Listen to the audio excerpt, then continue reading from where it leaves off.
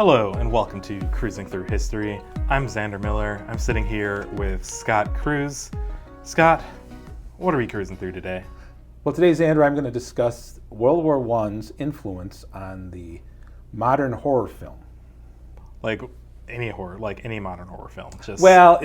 I should say the beginnings of horror films. Now, there had been some stabs at it, which is kind of unfortunate phrase of turn there, but there had been some attempts at it earlier. Thomas Edison made a silent film of Frankenstein like in 1910. There were various iterations of Dr. Jekyll and Mr. Hyde, 1912, 1913. This would be the silent films that first started coming out after World War I, and a lot of the people that were involved in it were actually veterans, and a lot of their experiences were put up on the screen. Okay, so it was like the literal horrors of World War I kind of put on the screen. Sort of gave birth to this. And they didn't actually make war movies, which is funny. There's not really a lot of, when you see some of these. It started with a movement called German Expressionism. And that started actually during the war, and it really ramped up afterward. And really it was confined to Germany because foreign films had been banned in 1916. But as the war ended, more of these films got out to the rest of Europe. And German Expressionism used a lot of, it was almost surreal in the kind of sets they would use. They were trying everything to get away from realism. I think they were trying to put something on the screen that was surreal. There were crazy angles of the, if you looked at if you watch one of the films, and one of the quintessential expressionist films of this era was The Cabinet of Dr. Caligari. It's got all the stuff in it. They would paint on the scenery that would look like lights, and it's kind of sideways. It's very odd to describe. You have to actually see it. But that was their thing. Their whole thing, I think, was to get as far away from realism as possible. Yeah, so how they filmed it is it was kind of this disorienting angle sort of deal. You kind of go into it. It's almost kind of the same same thought as like a Hall of Mirrors, where your perception is completely messed up, and that is part of the surrealist escapism. Yes, yeah. And in the story of Cabinet of Dr. Caligari, he actually trains a character named Caesar, who's a somnambulist, which is just a fancy word for a sleepwalker, to actually commit murders for him.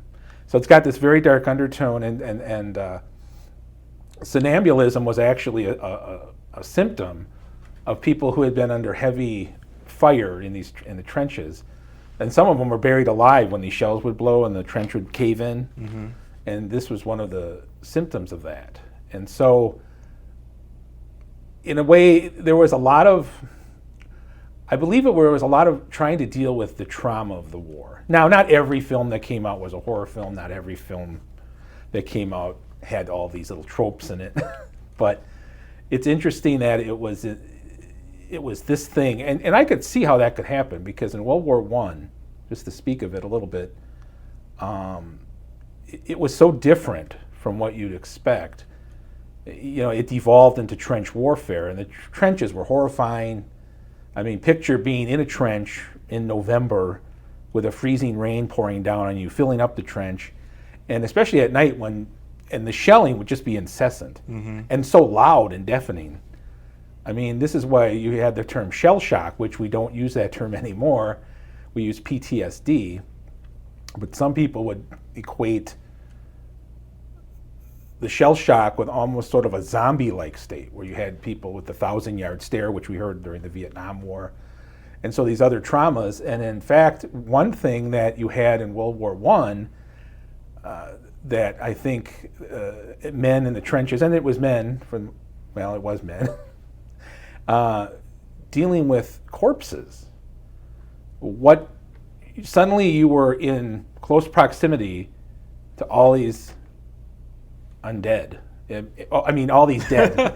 Sorry, that was a slip of the tongue. We're not to the undead yet. We're not there yet. We're not there. And so people had to deal with these traumatic, I mean, you had corpses piling up. There was nowhere to bury them.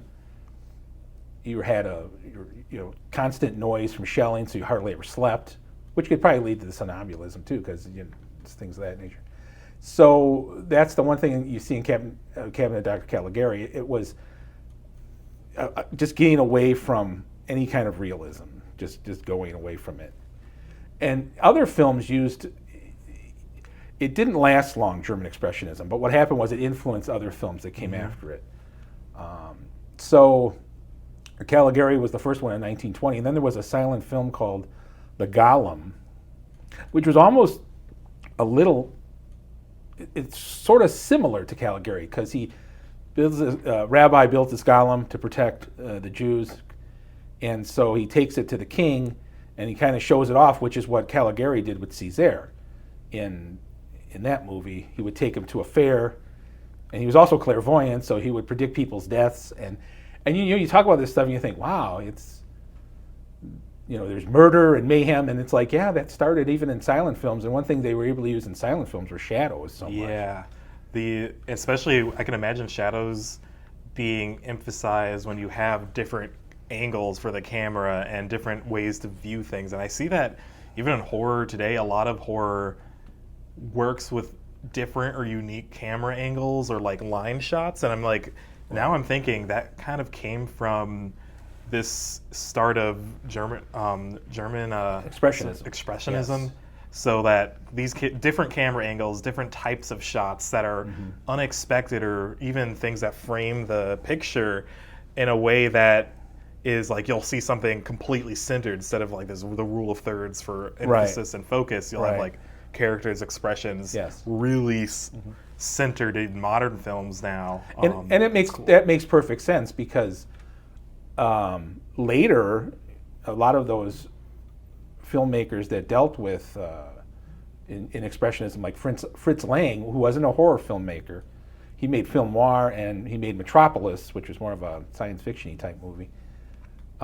They left Germany, as the other real monster started coming, the fascist, and so Fritz Lang fled Germany, and he came to the United States, and so you see that they influenced some of the American filmmakers who were here. I mean, James Whale, he was British, he wasn't American, when he came to make Frankenstein. When you watch Frankenstein, I rewatched it a couple weeks ago, and I didn't notice it until I watched it, and I've seen it like, I don't know, a zillion times, but, well, not really a zillion, but the opening scene where Dr. Frankenstein and Igor are in the cemetery after the funeral, it looks like an expressionist set. Everything's crooked, like the gravestones are crooked, there's the crosses, it just looks off. And it also looks like if you looked at a World War I landscape, it looks scarred. Yeah. Like it's got big scars running through it. And some of them are still there today, 100 years later, It's like a thing that shouldn't be, and it's like just off-putting. It's I'm gonna relate this. I have arachnophobia, so I'm scared of spiders. And how this relates? I like spiders, actually. So. Oh wow! How do we get along? Exactly. So the thing with spider fear and research for like arachnophobia is, one of the things is the way like spiders move is like instant rather than muscular buildup. And that we can't predict the movement of spiders in a way, and it gets this like primal fear of we can't predict it, and it's because it's so different than what we expect. And seeing things in this movie set that is, everything's crooked, but it's all like that background. It's not the like main frame almost. Right. That unexpected feeling that something's off, and you have to look into it to see what's off, what's priming that really fear. In a lot of ways, some of the themes of these movies were reanimated corpses. There was a French film, now I know it's not German, 1919, called J'accuse, I think I'm saying that right, and there was a scene near the end. It wasn't technically a horror film, but there's a scene in the end where soldiers get out of their graves and start walking towards their villages. And they actually shot it on a battlefield. So this was 1919, so it's only a year after the war ended. I mean, there's your sort of forerunner of a zombie, because one of the characters was going mad. That's another sort of like the mad scientist sort of thing. That, and there's another theme of some of these movies is madness. Of course, it's getting away from realism. So what's the other way? And I think it's showing that what was happening, how it affected people. And so, yeah, so I thought of that when I was, and it's hard to watch some of these movies because they've tried to restore them as best they could.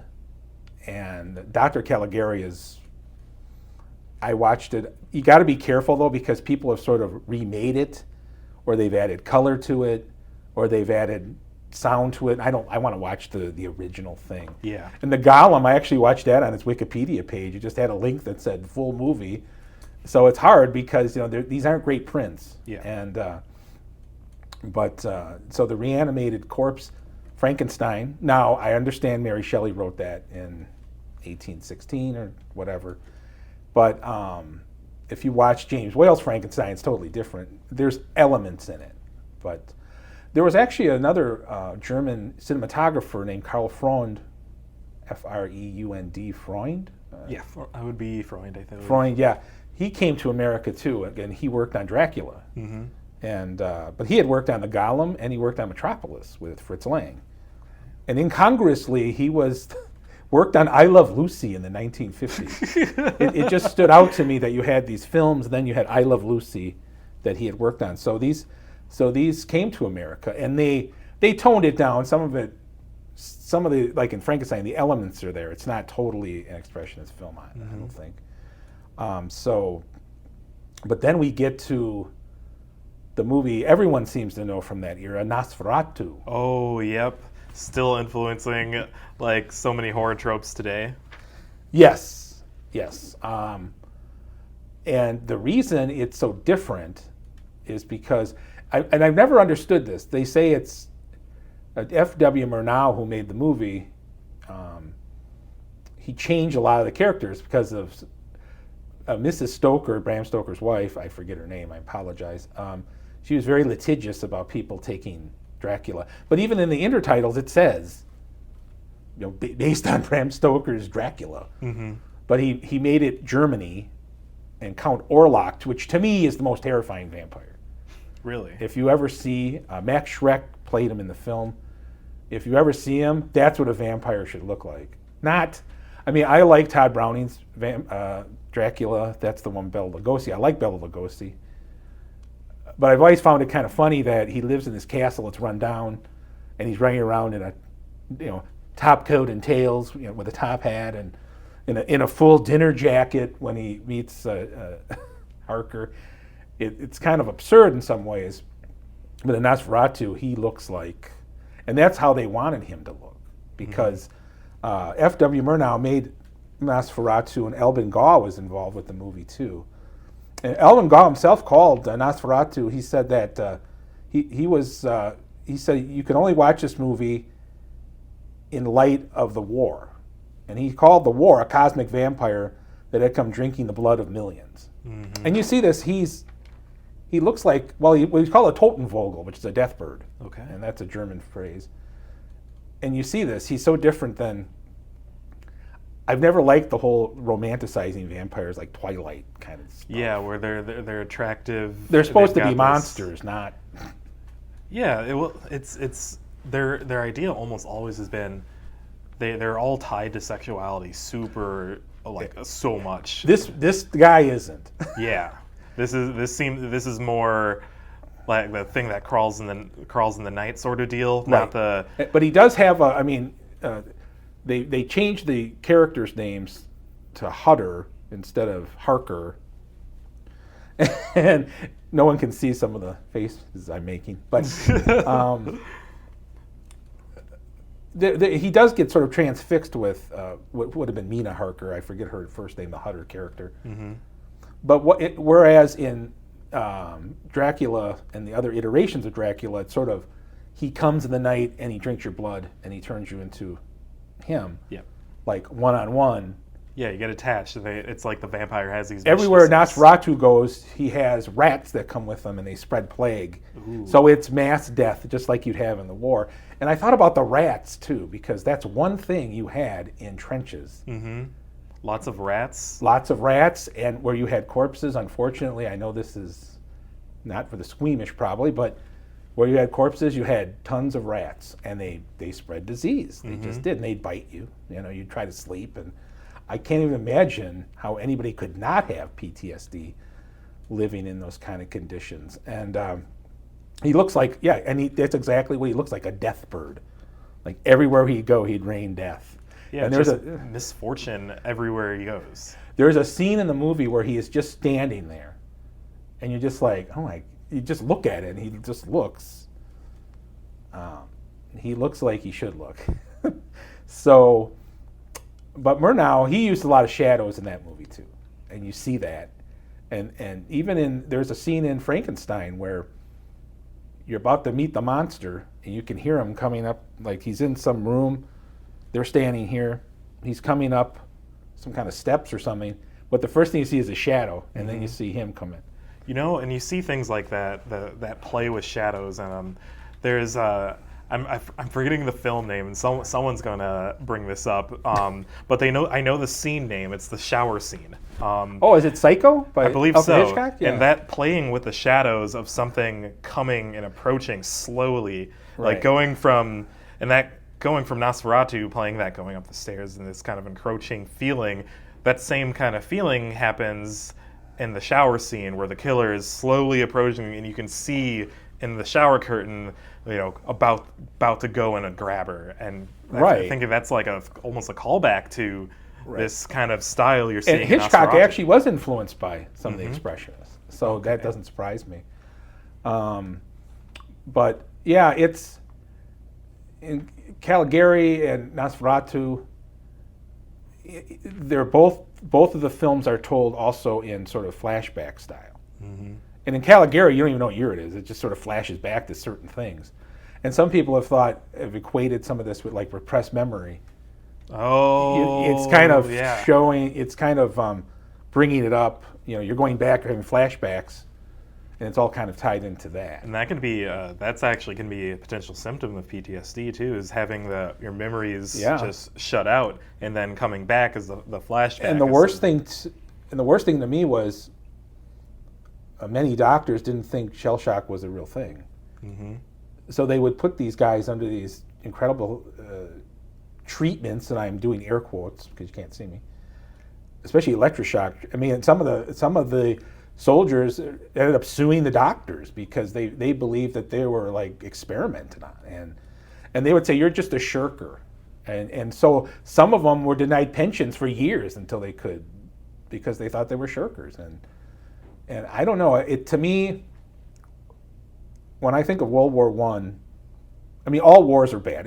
I think we always think of this war is a good war, this war is a bad war. To me, not in the execution or why we fight, but you're going to have some kind of it's going to influence your psyche in some way. I think whether it's World War I or whether it's the Franco-Prussian War. You know, war is war, but World War I is really it was the technology, I think, that really brought the anonymity of killing to it. You know, and Napoleon would rush you. Yeah, he'd shoot cannons, but you'd also, you know, there'd be rifles and whatnot. But here, I mean, you could just be killed from shells by people you never saw. Yeah, there was some. It's almost like World War I ended the glorification of the mano a mano war because of how it changed war so much. And then we're bringing this German expressionism is almost like bringing that horror of war to the masses, essentially, in a sense of how the feeling goes, not the literal feeling, but how that felt or looked to someone who was in the trenches or was around rats and corpses for 24 hours constantly. And even in the two that worked on the screenwriters for Caligari, they were both veterans, but they also became pacifists after the war. Oh, okay. And so I think you have that running through, and it's kind of showing. But the numbers are astounding, and you think of like, not only was it traumatic for the soldiers, but the whole population. I mean, this was total societal war. I mean, you see an old picture of a World War I tank. Now, tanks you see a tank, any tank, you're not going to think, here comes something spreading peace and love. But when you see a World War I tank, that thing looks scary. I mean, it looks like a behemoth. It's going to come down on you. And the thing would just drive over everything. Whatever was there you go. And so, I mean, and so I think it doesn't surprise me that it came out this way, especially with artistic people, because what else did we get? We got poetry. It affected people like J.R.R. Tolkien, just in a different way. C.S. Lewis, he was an atheist during the war, and then I think a little while later, that's when he started writing his religious stuff, because he was wrestling with that himself, the whole concept of what had happened.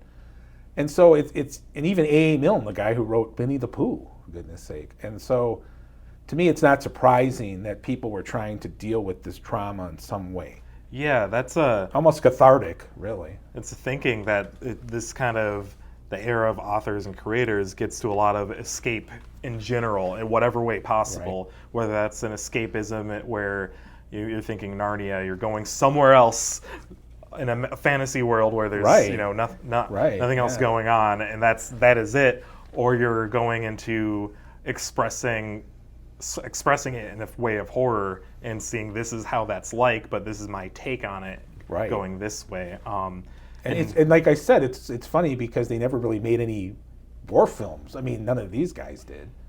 And so All Quiet on the Western Front was a pacifist book too, and that was later made into a movie as a talkie, I think. They're kind of allegorical to war, though, in some ways, which is weird to say for Winnie the Pooh. But in ways, you can interpret them as allegories to different aspects of war. I don't know if Milne wrote the book. Somebody may be able to correct me if I'm wrong, but I think it was influenced. He wanted to write something for his child, so his Christopher Robin had the stuffed toys, and he named them, and that's where you got some of the names. But he was affected by the war, and you can see this. There's actually a movie about him, and later his son was in World War II. I think he was against any more war, and then with Hitler and everything, it changed. But one number that's astounding to me when we think of World War I, and I had to write this down. So during the 4 months, the Battle of the Somme in 1916, there were 1 million casualties and more than 300,000 deaths. Now, the first day was July 1st. Siegfried Sassoon called that a day was a sunlit picture of hell. That's what he called it. Wow. So of 120,000 Allied troops, nearly 20,000 were killed, mostly in the first hour. Now, this is 20,000 people. This is more than the population of some towns in an hour. And another 37,000 were wounded. That means one man was killed every 4.4 seconds. Wow. And I think, how do you deal with that? I mean, and the demographic changes. Like 18% of French soldiers died in the war. So all these people had families, and you see this in Germany.